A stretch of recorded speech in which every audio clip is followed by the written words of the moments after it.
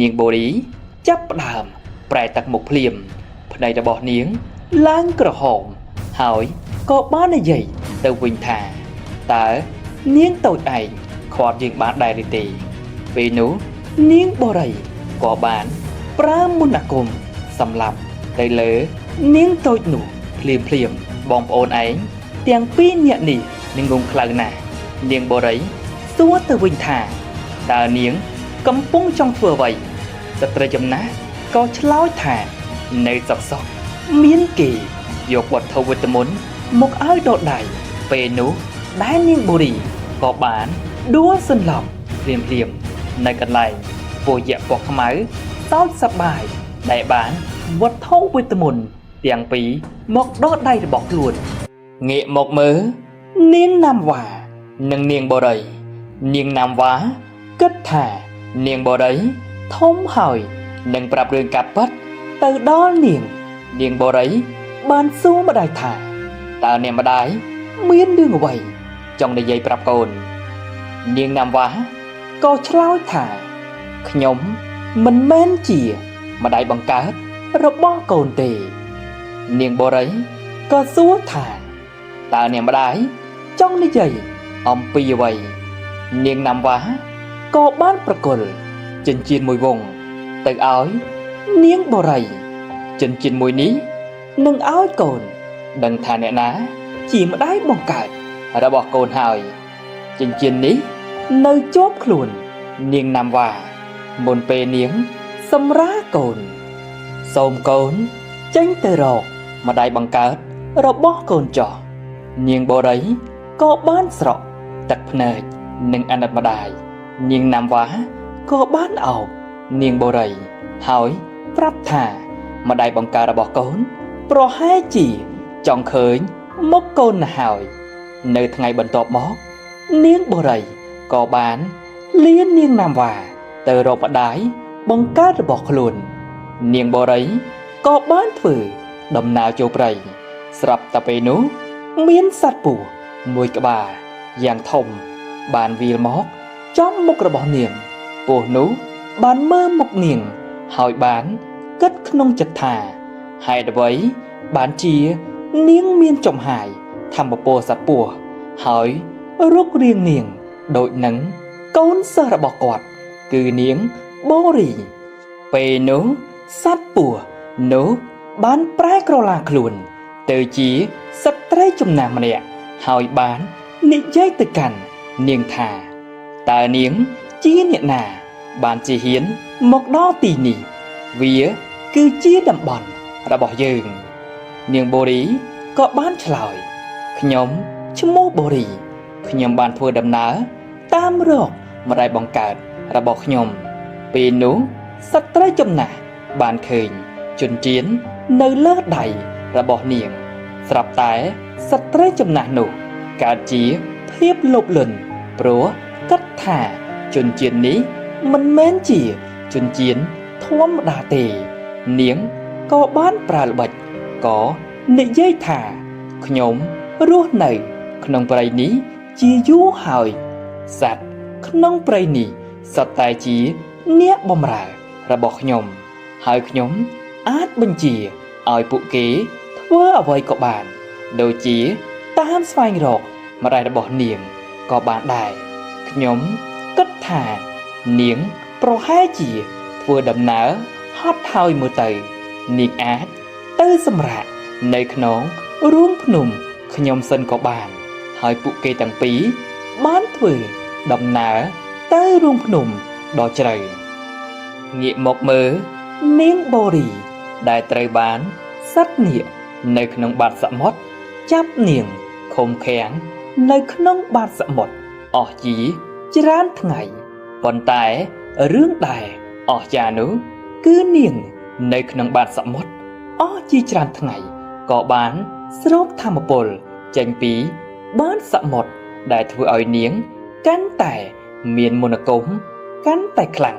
ហើយសម្រស់របស់នាងក៏កាន់តែស្អាតពេលនោះដែរស្ដេចនាគក៏ឃើញសម្រស់នាងស្អាតក៏យកនាងធ្វើជាមហាសី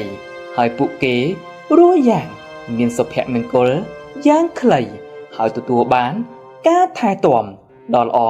ពីស្ដេចនាគនោះស្ដេចនាគនោះក៏បានសួរទៅនាងថាតើអូនស្រឡាញ់បងទេនាងបូរីក៏បានឆ្លើយថាខ្ញុំពិតជាមានសំណាងណាស់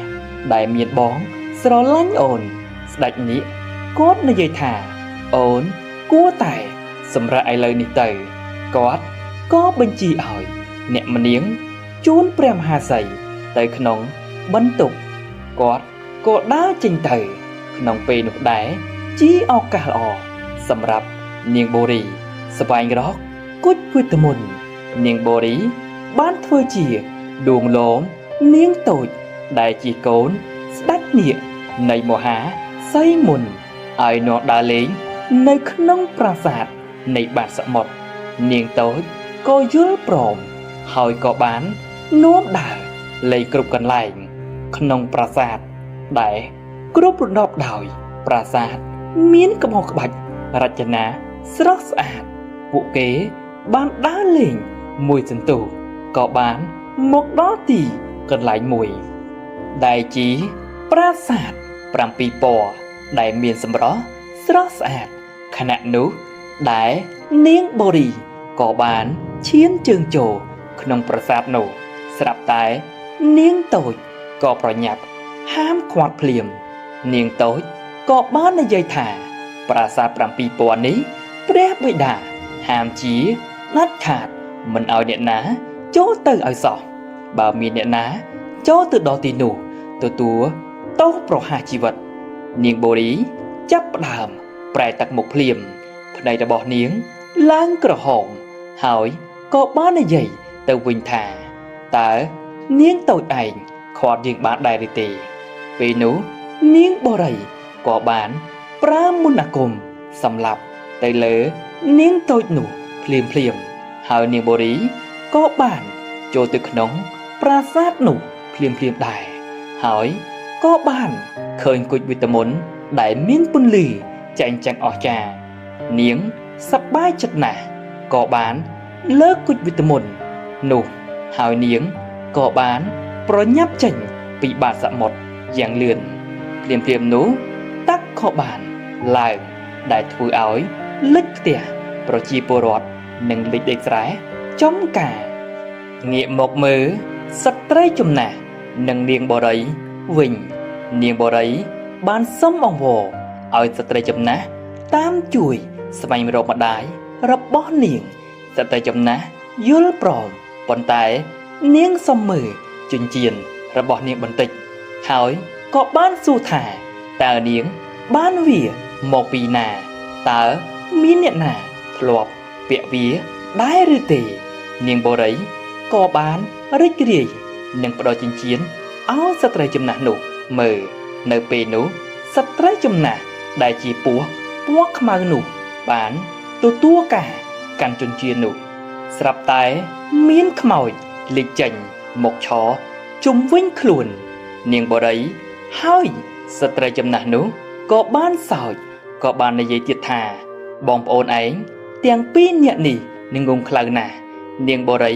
សួរទៅវិញថាតើនាងកំពុងចង់ធ្វើអ្វីស្ត្រីចំណាស់ក៏ឆ្លើយថានៅសុក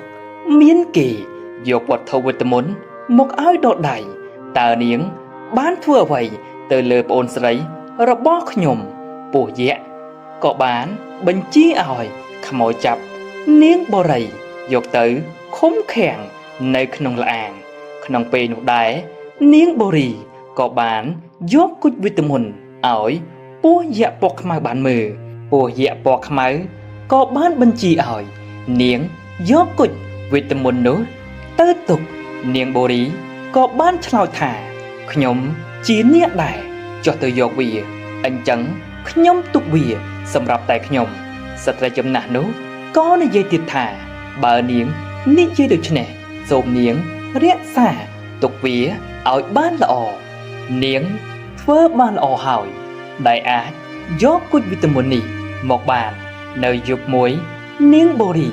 និងស្ត្រីចំណាស់កំពុងតែបរិភោគអាហារនាងបូរីបាននិយាយថា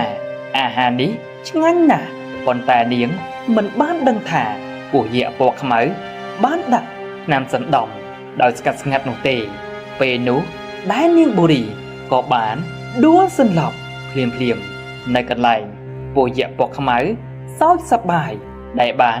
វត្ថុវិតមុនទាំងពីរមកដល់ដៃរបស់ខ្លួនហើយក៏បញ្ជាឲ្យខ្មោចឆ្អឹងដែលជាបរិវាររបស់ខ្លួនយកនាងបូរីទៅគុំឃាំងនៅក្នុងឡាងដែលមាននាងបូរីនៅក្នុងនោះដែរពេលនោះនាងបូរីបានឃើញប្អូនរបស់ខ្លួនក៏រន្ធត់ចិត្តខ្លាំងតើនាងបានធ្វើអ្វីចំពោះប្អូនស្រីរបស់ខ្ញុំនាងពស់ក៏បានឆ្លើយថាមិនអីទេខ្ញុំមិនឲ្យប្អូនរបស់នាងស្លាប់ទេសត្វពស់ដូចជាពួកនាងមិនគួរចាញ់បោកជាងទេពេលនោះដែរនាងបូរីក៏បានដឹកខ្លួនឡើងហើយក៏បានសួរទៅបងស្រីហេតុអ្វីបានជាបងមកដល់ទីនេះដែរនាងបូរីបាននិយាយប្រាប់ថាដោយសារតែសត្វពស់យក្សពណ៌ខ្មៅបានប្រែល្បិចថាជួយតាមស្វែងរកម្ដាយរបស់ពួកយើងវាក៏ប្រើល្បិចបោកបញ្ឆោតបងដើម្បីយកជញ្ជីនវេទមន្តនោះនាងបូរីក៏បាននិយាយប្រាប់នាងបូរីថាពួកយើងអស់សង្ឃឹមហើយព្រោះវត្ថុវេទមន្តទាំងពីរធ្លាក់ទៅលើដៃនាងពស់យក្សពណ៌ខ្មៅហើយនាងបូរីក៏បានអង្គុយគិតមួយផ្លែតស្រាប់តែនឹកឃើញថាខ្លួនបានស្គាល់ព្រះអង្គម្ចាស់ខៃរាព្រះអង្គម្ចាស់ខៃរាគឺមានពូថៅវិតមន្តដែលអាចកំចាត់ពស់យក្សខ្មៅនឹងបាននាងបូរីក៏បានប្រើធម្មពលរបស់ខ្លួនចេញជាកូនពស់ពណ៌សមួយក្បាលឲ្យទៅរកព្រះអង្គម្ចាស់ខៃរាពេលនោះដែរកូនពស់ពណ៌សបានមកដល់រាជវាំងមួយកំឡុងពេលនោះព្រះអង្គម្ចាស់ខៃរាឡើងគ្រងរាជ្យកូនពស់ពណ៌សបានវាទៅជិតព្រះអង្គខៃរាហើយក៏បានប្រែក្រឡាខ្លួនទៅជានារីម្នាក់ហើយប្រាប់ទៅព្រះអង្គម្ចាស់ថាព្រះអង្គកុំភ័យអីទូព្រះបង្គំគឺជាអ្នកបម្រើរបស់ព្រះនាងបូរីទេព្រះនាងបូរីសូមឲ្យព្រះអង្គទៅជួយព្រះនាងព្រោះថាស្ដេចពស់យក្សពណ៌ខ្មៅបានចាប់ព្រះនាងឃុំនៅក្នុងឡានជ្រៅមួយ